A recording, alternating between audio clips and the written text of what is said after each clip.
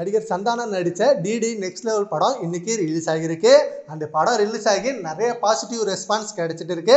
And highly பாசிட்டிவான reviews தான் வந்திருக்கு. இந்த படத்துல நம்ம ஏகேவோட ரெஃபரன்ஸ் நிறைய சீன் வந்திருக்கு அப்படின்னு படம் பார்த்தவங்க நம்ம ஏகேவை செம்மையா புகழ்ந்துட்டு இருக்காங்க. இப்ப ரீசெண்டா வர புது படங்கள் எல்லாத்துலயுமே நம்ம ஏகே ரெஃபரன்ஸ் இருந்தது.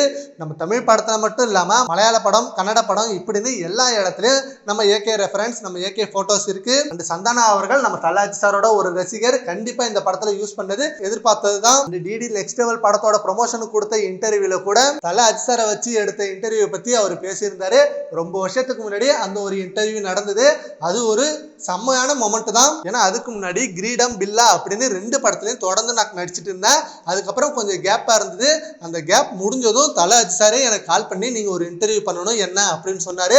அது செம்ம ஷாக் மொமெண்டா இருந்தாலும் ரொம்ப ஹாப்பியான மொமெண்டாவும் இருந்தது. அந்த இன்டர்வியூ எடுக்க போறப்ப நீங்க என்ன வேணா பிராங்கா ஓப்பனா கேளுங்க, நீங்க எதுக்காகவும் யோசிக்க வேணாம் அப்படின்னு ஃபுல் ஃப்ரீடம் கொடுத்த இன்டர்வியூ அதுதான். அதனாலே அந்த இன்டர்வியூ ரொம்ப ஸ்பெஷல் மொமெண்டா இருந்தது. சீக்கிரமே அது மாதிரி ஒரு இன்டர்வியூ நடக்கணும்னு நானும் நினைச்சிட்டு தான் இருக்கேன் அப்படின்னு சந்தானா அவர்கள் சொல்லியிருந்தாரு. இதனாலே நம்ம ஏகே ரசிகர்கள் டிடி நெக்ஸ்ட் லெவல் படத்துக்கு செம சப்போர்ட் பண்ணாங்க.